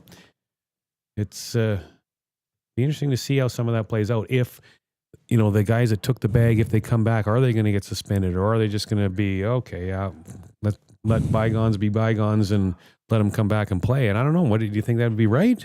I think if they did, I don't know. From the PGA side, that's kind of the way to do it, right? Like, you want these names back with the guys at the top of the list. As far as the PGA players themselves that left money on the table that didn't go, yeah, they'd be pissed. Oh my goodness, and every right to be pissed. But even the PGA, if Bryson DeChambeau took the bag to leave, well, I mean, he dissed the PGA Tour, and yes, it'd be great for them to have it back, but he was part of the group that screwed the PGA Tour over by making the decision he made. So I don't know the PGA is just going to come on back. We love you, Bryson. Well, we're trying to have this merger, or they're trying with this LIV, and now that's not going anywhere. That's why some people think maybe it's PGA is just waiting out LIV now, and they'll eventually stop caring. Yeah. Does any outside of Josh Clausen, does anybody give a crap about LIV? According to some speculation, Brooks Koepka and Bryson DeChambeau, they're expire in 2026. So one more year? And Bryson's the guy, if you can go grab him. And as for the players, you might be pissed. They went and got their bag. You could have done that. You chose not to. But it also led to the PGA changing and the PGA changing the purses and giving you more money. Right. Yep. That if it wasn't for these guys, you would have had not as much money. Fair. And so, and for Rory, it ended up, this kind of pushed him and Tiger to launch TGL and the money that they're going to get off of that. So I don't think you could be too angry at these guys. But again, there would be some sort of like suspension or some sort of. There needs to be something. There would have to be something, I would assume. But if you could go and snag a player or two back, I think it's so important, right? Like, on any given weekend that you watch, minus the 4 weekends that you get the majors, you're missing half the guys. Like, where's that Bryson? You don't have him running the table. So some guys, though, like I'm going to point at John Rahm. Yep. Because John Rahm said, I'm never going to LIV. I'm never going to LIV. That's BS. The guys did it. BS. And then when the bag got big enough, he took it. Like, But he's one that I'm like, get out of here. Like, you can't say what you said and then do what you did. I mean, that is absolute garbage what he did. Where I'll defend John Rahm in that one is I wonder if he saw or was told things, because at the time we were hearing rumblings of LIV and PGA coming together. Sure. And I wonder if he was told, yeah, this is going to happen and you're going to be able to play still in the PGA, but come get your bag now. And then the merger has taken so much longer that he's sitting there going, oh, I was wrong, maybe. promised something wrong. I was going to be part of the PGA, but I was just going to get some extra money out of this. Sure. And now I'm screwed and I'm sitting over here. If it comes out that way and that's legit, and it easily could be, sure, but still, you can't be that vocal against it. Yeah. And then just make that decision. Well, like, oh man, I'm mad at. I didn't like Rom for doing that. Watching him on Fox News with the LIV Letterman jacket on, trying to sell that decision was awful. But at the same time, I think John, to a degree, as upset he is with his game and all that, I think he goes home and he's okay. He's not crying into his pillow or anything. Well, that's I think fair he just, too. when he's about to get sad, he just opens up his banking app and goes, that's why. Oh, yeah. That's why I did that. Just the interest on that alone is make all of our heads spin. Big Uke doesn't like the defending of Rom. It was a scummy move. End of story. What tournament did he right? win right before he left? Rom? No, I don't remember. Well, he was a major Masters champion. Absolutely. Did he leave right around this time then? Well, he Well, left in finished December. at So the he end of finished the season. Finished the season and then he went. Yeah. Okay. So his last PGA victory was the Masters of 2023, April 9th, 2023. And then last year would have been his first year on LIV. So he made the switch over to LIV. So yeah, he was I thought it was right after the he tournament. was the Masters champ, I think, defending champ as a LIV player. And they had the Spanish dinner. Just greasy. Wonder what Rory McIlroy is going to bring for dinner next year. Well, yeah, what's don't know what Northern authentic Ireland. Irish food? I don't know. What is authentic Northern Ireland food? What is a traditional Northern Ireland food? Irish stew? Yeah, I was gonna say bangers and mash. Is that? That's is that a thing? there's soda bread is something that's popping up. There's whiskey. You gotta have whiskey. It says oysters. Ulster fry is something. Never- Belfast bap, traditional Irish stew, seafood, and something called 15s. What is 15s? I have no idea what 15s are. Maybe there'll be a stew of some sort. I could do a nice stew. Wow. Big U, Cam Smith was the guy who won and went to LIV. Yeah, he won after the Open. Okay. It was rumored going into Yeah. that he was I going to go. had and then that he in won my the Open. mind because that was like like I said, I had him pegged as the next great player, Me too. and he goes to LIV. That was the one that actually really bothered me before Rom. That was the one that really bothered me because I just thought he was just right there. It was the first real player that they got. Yeah. Not a career, like guy who you might think they're on the back end of their career type thing. He was the first one that you're like, this up-and-comer. guy's actually good. Yeah. Like right now, one of the best in the world. Yeah. This is a coup for LIV. So, But then it hasn't worked out for them. right. And he was I'm a big Tiger guy, Tiger, obviously. But since then, I typically am a Canadian guy. I look at all the tournaments and see, who's up. Is Pendrith up? Corey Connor's up and whatnot. And so that's kind of who my favorites are. But I feel like he was becoming that for me. And maybe that next Tiger guy that I was really going to truly like and enjoy. And that's why that one stung me because then the guy that I was just starting to really like, now I don't like. So anyways, I don't know. Oh, LIV. I mean, you say like the possibility of the PGA waiting out LIV.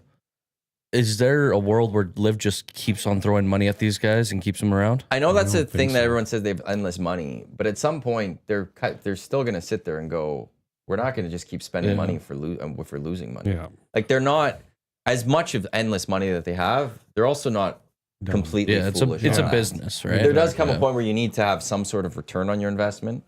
And if They're not you're not getting getting it. any TV and you're not getting any money and you're not getting the full attendances and you are clearly not even close to the PGA, Yeah. I don't know if you're necessarily going to. Now, Bryson might be a different story. Bryson might be one that you would be, you negotiate hard to keep him. But some of the other guys, I don't know if they're necessarily getting big money again. Like I could see the Saudis and they've been like, this isn't. And you got your bonus. This isn't for us right now. Like, or trying to change something to get the more. I don't think that they would just keep throwing money and are okay with the 60,000 people watching it. Yeah. And the lack of care from anyone in the golf world. And the only time people actually ever really talk about LIV is around the majors because we sit there and have these conversations about LIV versus PGA and all that stuff. And so I think that like the PGA is fine. The PGA as is, they're not losing to LIV. No. They're beating LIV. In fact, like Into oblivion. the It's, Valero Open or whatever, outdrawing big time on TV, whatever LIV is putting up in any given weekend, things like that. So it's just like for the PGA, they could have these negotiations and try to negotiate maybe in good faith, but they're the ones with the upper hand. They're the ones that say, if we don't get kind of what we want, we'll walk away. We don't lose out. Yeah. You know, when you talk about PGA too, we all know this tournament, that tournament, the name of it. Do either of you guys know that's the big name problem. of any tournament that's on the LIV Tour? And do you guys even know one guy cities. there's cities tournaments? Oh, well, that's what I think, isn't it? Like LIV Brisbane or whatever. Like, isn't that their tournament names? Okay, how about this?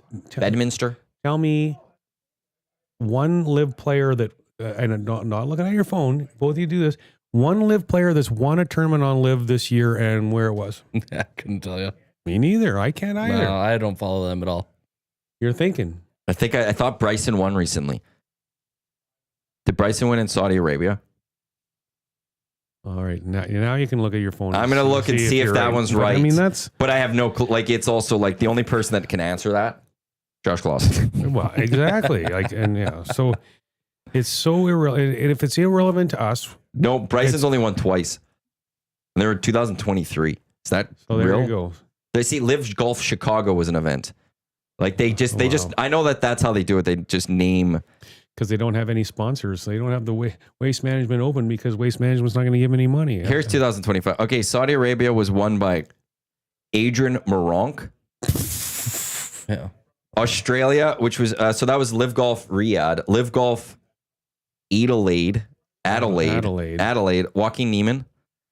LIV Golf Hong Kong. Sergio Garcia. LIV Golf Singapore. Joaquin Neiman. I forgot. Yeah, he's won 2 this year. And then LIV Golf Miami.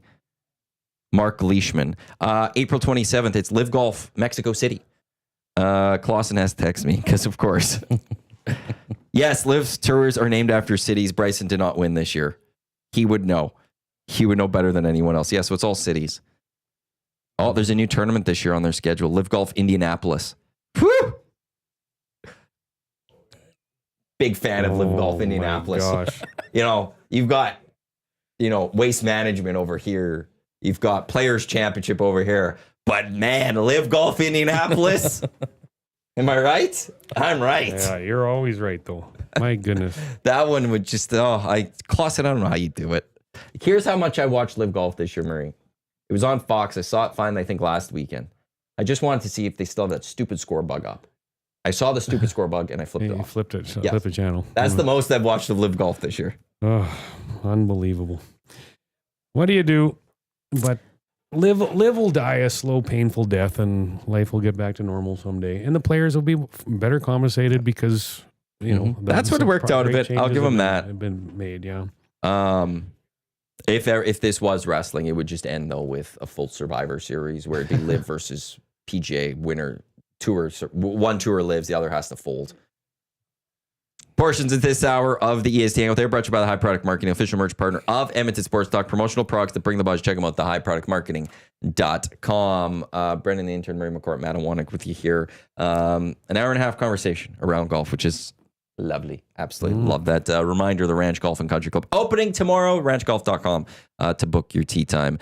Just news from the NBA. The Phoenix Suns have fired head coach Mike Budenholzer after finishing 36-46 this year as his first season with the team. They had Frank Vogel last year, I think it was. He only lasted a year. Now, he only lasts a year. The Suns missing even the play-in tournament, so an absolute disaster out there for them. My Lakers get the Timberwolves in the first round, so I'm very happy. Your Celtics will get a play-in tournament team because they finished second. Right. And you don't have more Raptors guy? Yeah, I'm very indifferent. Edmonton Oilers, they go beat the Winnipeg Jets yesterday. They take on the LA Kings tonight, 8 o'clock. GCLD's Oil Stream pregame show gets going at 7 o'clock here on EST later tonight as the Oilers host the Kings in back-to-backs. The Edmonton Oilers only 2 points back of the LA Kings for second in the Pacific. The Kings do have the tiebreaker, though. So the Oilers effectively 3 points back from home ice in the first round. If the LA Kings win tonight in any fashion, it's over. They will have it. The Kings are 2 points up. They also have a game in hand. The LA Kings. That's pretty easy. Seattle, Calgary, I think. Seattle, Calgary, but Calgary's an interesting one. Calgary is very interesting. Because they might make the playoffs here. Well, do you really believe that, though? Okay, let's go through this. Minnesota, 81 games played, 95 points. St. Louis, 81 games played, 94 points. The Calgary Flames, 80 games, 92 points. The game in hand ties them with the St. Louis Blues. The first tiebreaker, it's equal.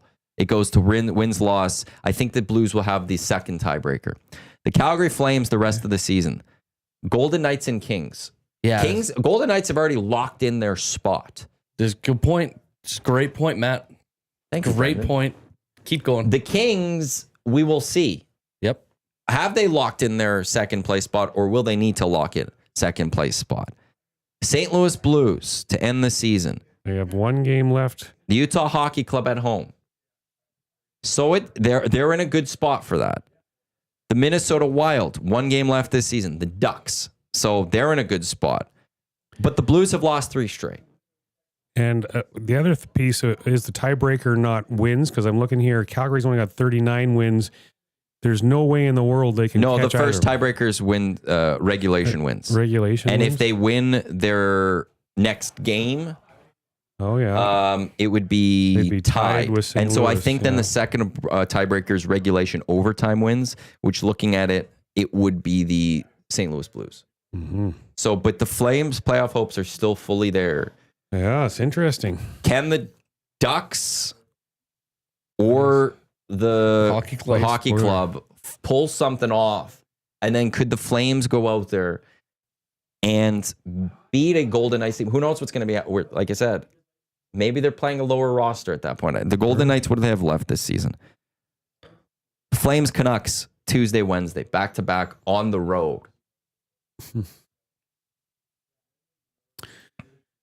Wow. Well, that'd be something though if Calgary gets in, because then the only Canadian team that wouldn't make the playoffs is Vancouver in that case, right? Correct. Oh, wow. Because Montreal could Nice clinch too. tonight. They're going to clinch. Montreal is 3 points up on the Blue Jackets. Montreal tonight has your Blackhawks. Yes. And we're playing a uber talented young roster tonight. But had Maroon and Martinez both retired after the last game in Chicago, so they're not going to play in the last 2 games at all. So more young guys going into the lineup. The average age of the Blackhawks playing their last 2 games, I'd guess maybe 23 years old. That's insane. Maybe. Yeah. It's a couple of races coming down to the wire here. It'll be interesting. But and if the Oilers get the win tonight, Yeah. changes some of this. If the Oilers lose, Oilers Wednesday. Well, the interesting part to a degree will also be if the Oilers even win tonight, like, how do you balance Wednesday night in San Jose? Because the story of the weekend, I think, for the Oilers is Matthias Ekholm. Oh, That's That's the big nasty. part of this. Yeah. And I haven't seen anything. We've been talking so much Masters. I don't know. Oilers are just on the ice, would just be on the ice now, I think. So I'll try to see if there's anything from Oilers skate today. Oh, here we go. Ryan Rishaug, Prickard. Oh, putting in some work this morning. Perhaps Skinner going back to back, ? Which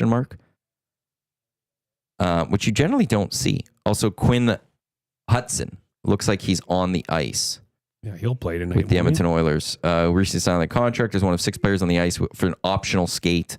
Draisaitl, Kane, Nuge, Klingberg, and Pickard are the others. So if it's an optional skate, those guys sounds like they won't be in the lineup. Does Draisaitl go out there and do you bring him to San Jose and play that last game? Depends on how hurt he is. But the thing is, they thought Frederick was healthy. Ugh. Comes into the lineup, gets 7 minutes. That's all you get out of him. Might not be ready for game 1 of the playoffs. Matthias Ekholm thinks ready. Get him out there. He lasts period. Is that it? I think it was the first period. Leon Draisaitl. Now it's a different injury, they say, but goes out. It's hurt. Comes back. Gets hurt again. How do you balance that right now? No, they got to If be. you win tonight, Got to if you be win 100% tonight, healthy. Otherwise, they stay out. You can't. Yeah, you can't put a guy on the ice right in a potentially borderline meaningless game, risk him getting hurt more, or I don't know. It doesn't make sense. That is so scary with them, with all these guys banged up, and that Frederick trade is going to go down as one of the worst trades in NHL history. I mean, they gave up 2 decent assets where they could have got somebody else that would have came in and helped them with this run, and maybe he is the perfect player to play on their team, but he's not playing. He hasn't played, and he might not. That's just a terrible trade. Unbelievable. He's going to have a good playoffs. Is he going to play?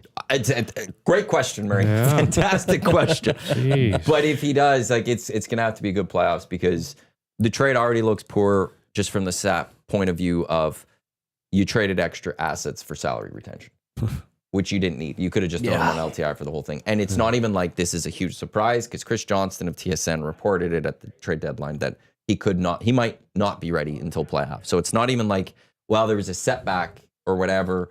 This kind of was known. So you could have just traded for him and be like, we're not going to see him until the playoffs, but we wanted to bring this player in because, we know he's going to help us come playoff time. So you lost assets there. Mm-hmm. Now, if he's not ready for game one, then it's quite, okay, when's he going to be ready? And so but if he comes out and has a great playoffs, if he comes out and is like that LA Kings 7 minutes, but you're getting that for a whole game after game, you got the guy at least. And then if you re-sign him, the trade is, I think a lot of people could stomach it at that point. But if the Oilers have an exit, let's say in the first round against the LA Kings and Frederick plays one game, yeah, that would be just horrific. And how comfortable are you with the Oilers defense? No Ekholm. Not comfortable at all. Yeah. I'm barely comfortable before. Yeah. And now you lose your guy. Yeah, it would be very tough to have a lot of confidence in the Oilers winning the first round. Yeah. I mean, I'd hate to agree with this, but yeah, I think I do. Right? Yeah. You look at the right side of that decor. Like, you got Bouchard, who's hit and miss on a good night, and then Stetcher and Emberson. Woo hoo, right? I know the Kings don't. You could put score Wallman, a whole bunch of goals, but you could put Wallman on the right side. who you putting on the? Well, Then you got Nurse, Kulak, and who? Deneen? oh my goodness. Yeah, like it gets pretty bleak pretty quick. Yeah, it does. Darnell Nurse has to play like he did a few years ago. Yeah, and 35 like minutes that a night. one playoff with Winnipeg and, And stuff. Bouchard, And he's having a great year. Yep. Yeah. Bouchard having his has off to- year is a rough one because you can't even count on him right now. But he was a stud in the playoffs last year, Sure. so maybe there's a switch there. But it just the overall health of the team is so fickle that we don't know. Like, are these guys healthy and they're just resting? If they are, okay, but we don't know that. So that's why it'd be pretty tough to check the Oilers box right now to win that series in a hockey pool. I would agree with you on that fully. Yeah. A lot of people are very confident on a Friday when we're chatting about it on the shows. It was one where they're like, I'm not worried about this team. And Oof. I even just look at now the one thing, actually, I found this the reverse way too. Darcy Kemper has done really well against the Edmonton Oilers historically. Also is having a great season. Stuart Skinner has an incredible record himself against the LA Kings. Honestly, the one factor that might be if the Oilers are going to beat the LA Kings is the fact that Stuart Skinner, for whatever reason, brings his A game against the LA Kings. He's done it in the playoffs for a few years, and regular season he's done it. Some of his best games as an Oiler have come, if you go to them, probably are LA Kings games. Well, with this decor situation, with all the crap that Stewart's endured from fans and whatnot all year long, if they're going to win that series, I think it's on his shoulders. That And how good would that feel for him? absolutely be amazing. But yeah, like if he plays great and wins the series for the Oilers, like wow. That would be something else. But I'd be surprised if they go to. I'm surprised that they might be going to him tonight, just because historically you don't see a goalie go back to back. But well, they got to see I think him this is- ready, right? I also think this might be then just he's the goalie number one, game one starter. We'll bring Pickard to San Jose. Yeah. We'll play him. Skinner got his 2 games in. Good oppositions. Obviously, this is an important game, so I think that in itself would signal this is who we're trusting. Yeah. And then come whatever game 1 is, which again I think might be Sunday. He's Skinner, playing. you'll be ready to go. What do you think of that goalie let in yesterday? Remember it? Might have to. I want to watch it again. Kind of went through a little bit of traffic. It was mostly a clean look, though, from what I remember. And then it just didn't end up in his glove. It hit it, and it just fell. Then they knocked it in right on the doorstep. Oilers. So you're saying you thought it was a bad goal? I think it was awful, and I think there was no one to blame except for him. Okay, he let in one goal. I'm just bringing up the stats. And 'cause if that's pay the one attention goal, to it it's just yesterday. It's a matter of when you give up that goal, I would say. that too. And I really enjoyed Pickard, making the saves when they counted. Stu though, The shots on net yesterday were 39-18. Yeah.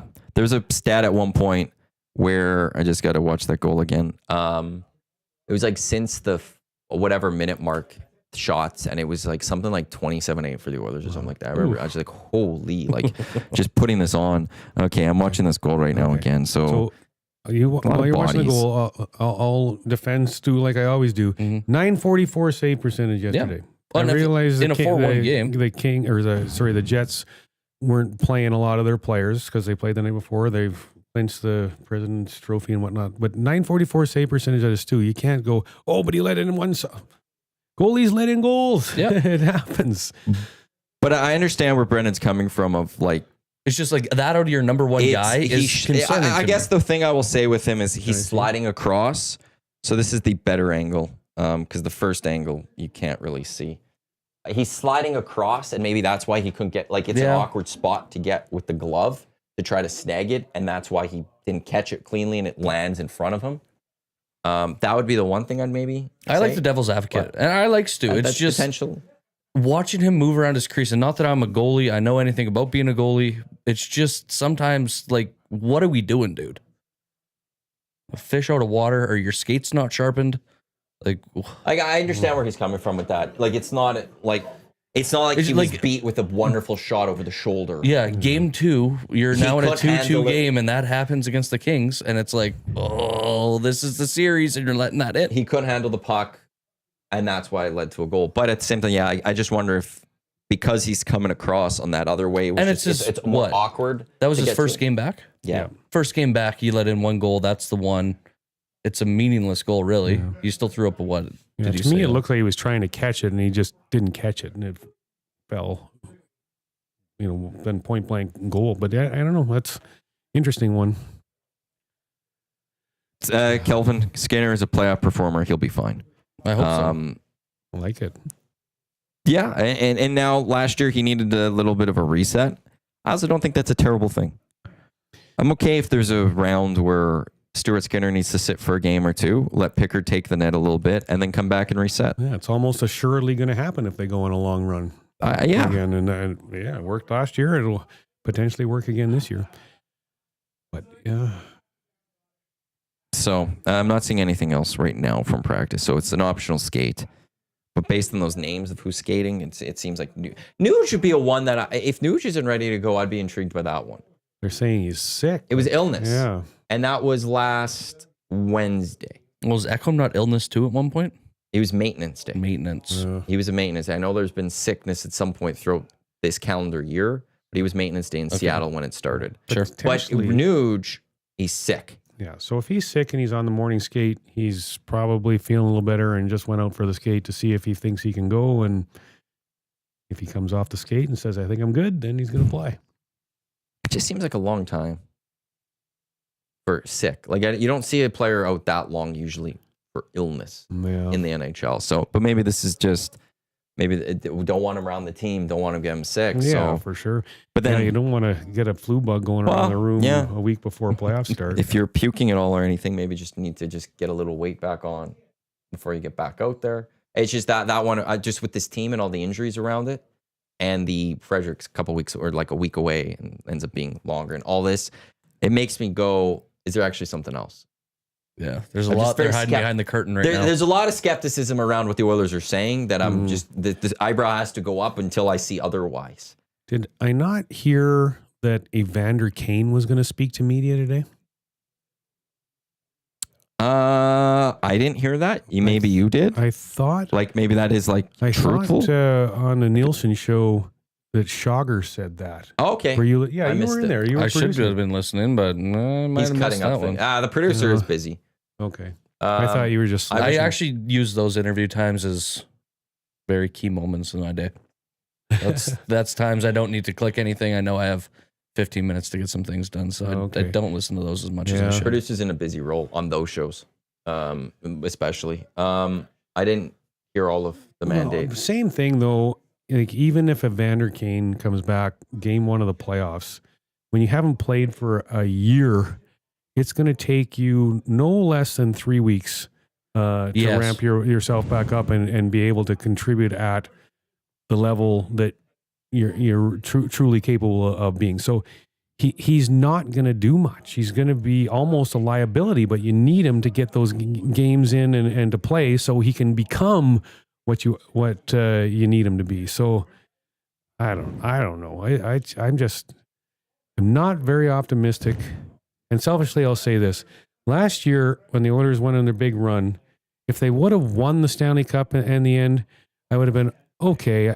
This was worth it, but it cost us at the ranch around $75,000 in revenue, is what I tabulated from lost revenue on game days. Oh, because people are too worried about. The people aren't, but after 2:00, no one's playing golf because they're all gearing up for the game. So I tabulated around $75,000. If they won a cup, you know what? If I lose $75,000, oh well.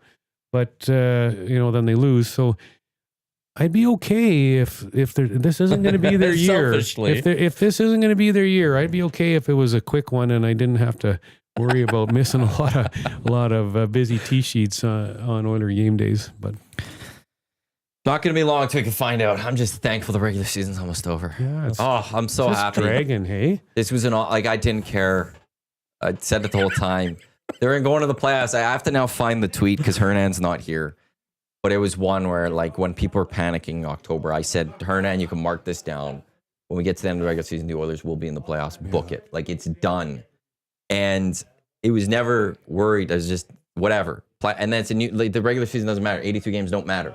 Now, the health of this team matters, but it's all zeros. Yeah. And it's the first to 4 each series. And so it's now, let's get to what it really matters. Let's get to the Oilers-Kings matchup here. And I'm just done with this 82 game slog that was just like dragging on. It feels like forever. And we still got 2 more. And the NBA's done. The NBA's going to playoffs. So here's an interesting thing, It started after. Here's an interesting thing with hockey, though. I don't recall so many high-end players from elsewhere coming in and joining their teams this late in the year that are going to be impactful come playoff time. Like Ryan Leonard in Washington. Tonight, Ivan Demidov is making his professional debut for Montreal. Zeev Buium is about to start playing with Minnesota. Those 3 guys are impactful players that are going to play high in the lineup on all of those teams. Like Demidov will be top line in Montreal. Buium, it might be top pairing or second pairing. The flip side to that, though, is they've never played NHL.